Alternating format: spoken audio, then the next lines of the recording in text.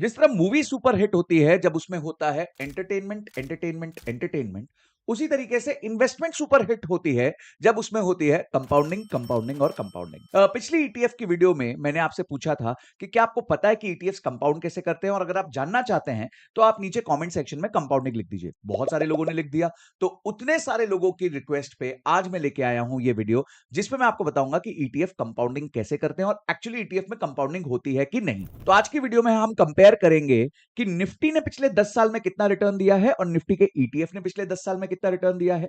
Second, Nifty ने पिछले 3 साल में कितना रिटर्न दिया है और निफ्टी के ईटीएफ ने पिछले 3 साल में कितना रिटर्न दिया है।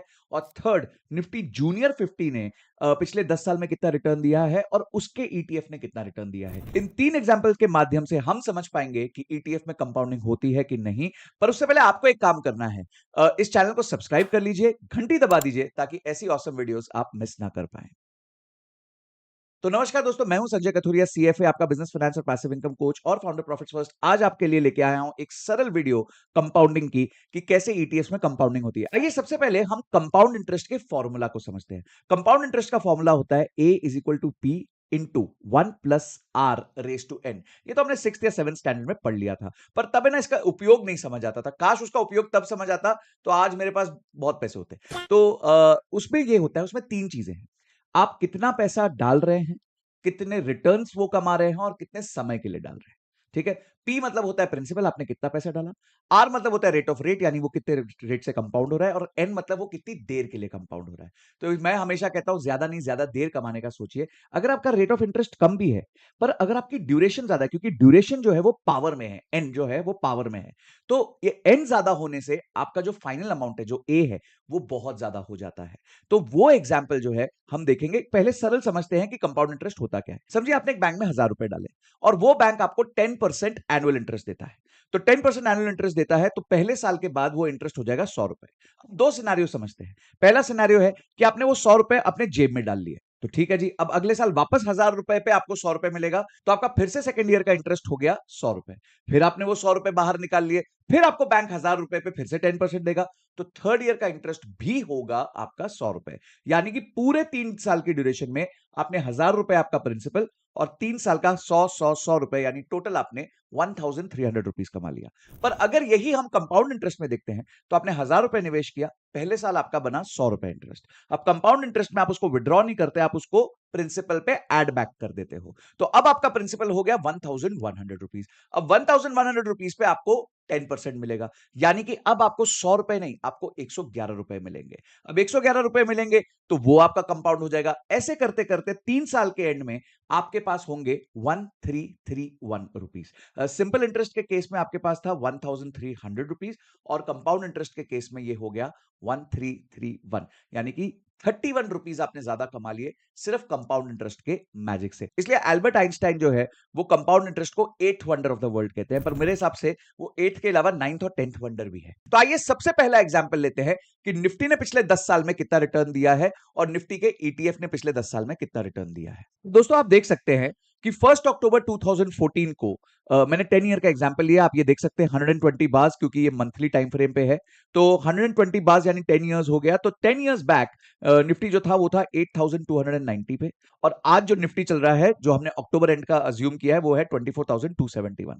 अब आप देख सकते हैं कि ये 10 साल में 120 बार्स यानी 120 मंथ्स है, और इस 120 मंथ्स में निफ्टी जो है वो 192% बढ़ा है, 192.75% बढ़ा है। यानी कुल मिला के करीबन करीबन 16,000 पॉइंट्स जो हैं वो निफ्टी बढ़ चुका है पिछले 10 सालों में। इतनी जबरदस्त ग्रोथ हुई है।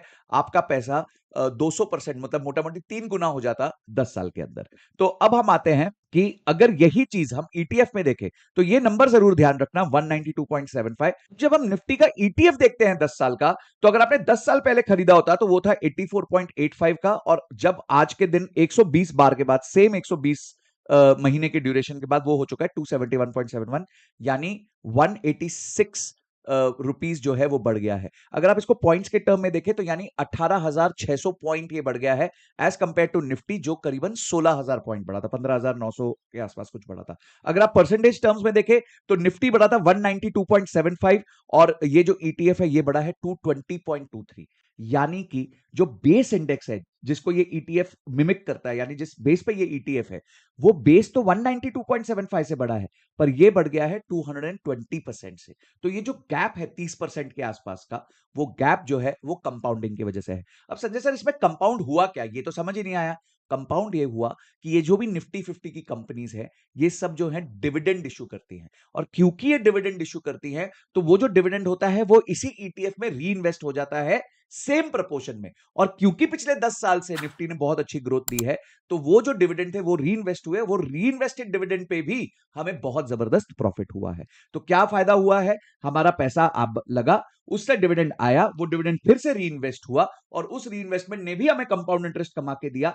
इसीलिए जो निफ्टी था वो 192.75% बढ़ा, पर आपका निफ्टी का जो ईटीएफ है वो 220% बढ़ा। यानी प्रूफ नंबर 1 कि ईटीएफ में कंपाउंडिंग होती है।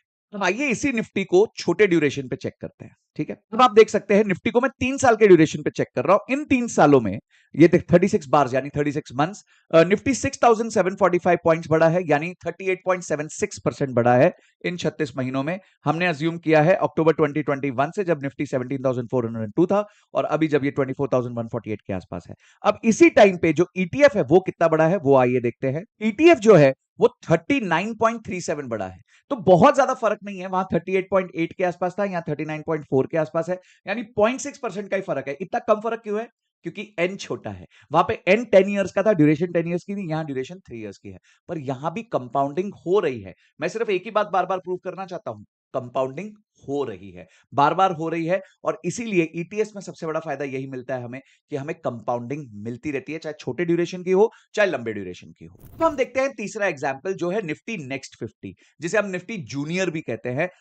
निफ्टी है टॉप 50 कंपनीज, और निफ्टी नेक्स्ट 50 है जो अगली 50 टॉप कंपनीज है उनके बारे में। ऑब्वियसली अगली 50 कंपनीज में ग्रोथ थोड़ी ज्यादा होने की पोटेंशियल होती है, क्योंकि वो अभी ग्रो कर रही हैं, अभी वो मेन निफ्टी में आई नहीं है। तो आइए देखते हैं कि इस इंडेक्स ने कैसा परफॉर्मेंस दिया है पिछले 10 साल में। अब आप देख सकते हैं ये है निफ्टी जूनियर। निफ्टी जूनियर का मतलब हो गया वही निफ्टी नेक्स्ट 50।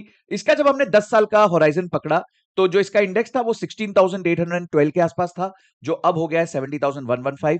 120 बार यानी 10 साल 53,303 पॉइंट्स जो है निफ्टी नेक्स्ट 50 बढ़ा है। 317% की इसने जो है टोटल रिटर्न्स दिए हैं पिछले 10 साल में। अब आइए देखते हैं कि इसके ईटीएफ ने क्या किया। याद रखना 317%। अब देखते हैं इसका ईटीएफ। अगर आप इसका ईटीएफ देखें तो वो हो गया 333%। सो जो बेसलाइन था, जो बेस इंडेक्स था, वो 317% बढ़ा है, और जो ईटीएफ है वो 333% बढ़ा है। तो ये जो गैप है ये क्यों है, ये इसीलिए है कि जो भी डिविडेंड्स नेक्स्ट 50 के शेयर से आए हैं वो फिर से री इन्वेस्ट हुए, और जब वो री इन्वेस्ट हुए तो वो फर्दर ग्रोथ लेके आए, जिसकी वजह से हमें कंपाउंडिंग का बेनिफिट मिल गया। तो दोस्तों, ये जो 3 एग्जांपल्स थे, इससे मैं आपको सिंपल सी बात समझाना चाहता था कि ईटीएफ्स में कंपाउंडिंग होती है। इसीलिए अगर आप रिस्क फ्री चलना चाहते हैं, आप अपने दिमाग को ज्यादा स्ट्रेस नहीं देना चाहते, आप चाहते हैं कि भाई मेरा जो पैसा है वो एक इंडेक्स के हिसाब से ग्रो करे, मेरे को स्टॉक सिलेक्शन की स्ट्रेस ना लेना पड़े, और मुझे कभी भी मार्केट्स गिरे तो उसका स्ट्रेस ना हो, तो ईटीएफ्स बहुत अच्छा तरीका है मार्केट में निवेश करने का। मैं खुद बहुत सारे ईटीएफ्स में निवेश करता हूं। मैं सिप ऑन डिप वाली स्ट्रेटजी यूज करता हूं, जिससे मैं बहुत अच्छे रिटर्न्स भी कमा पाता हूं। कभी कभी महीने के, क्वार्टर के बहुत अच्छे रिटर्न्स निकल आते हैं। अगर आप उस स्ट्रेटजी के बारे में जानना चाहते हैं तो फटाफट कमेंट बॉक्स में लिख दीजिए सिप ऑन डिप। जैसे ही आप ये लिखेंगे मैं समझ जाऊंगा, और मैं आपके लिए लेके आऊंगा सिप ऑन डिप की वीडियो मेरे पोर्टफोलियो के साथ, आपको एक एग्जांपल के साथ दिखाऊंगा कि कैसे मैंने सिप ऑन डिप किया और मेरे को कितना अच्छा रिजल्ट आया उसका। अब दोस्तों, स्टॉक ना खरीद के ईटीएफ खरीदने से क्या फायदा मिलेगा और क्रैश में आप कैसे बचते हो, उसके लिए मैंने एक अलग वीडियो बनाई हुई है, जिसको आप आई बटन पे देख सकते हैं। और उसके अलावा एक कंप्लीट प्लेलिस्ट है ईटीएफ और म्यूचुअल फंड्स की, जो भी आप मेरे चैनल पे देख सकते हैं। अगर ये वीडियो पसंद आई हो तो लाइक जरूर करना, दोस्तों के साथ शेयर करना मत भूलना, क्योंकि बहुत सारे लोगों के माइंड में कंफ्यूजन होता है कि कंपाउंडिंग होती है कि नहीं ईटीएफ में।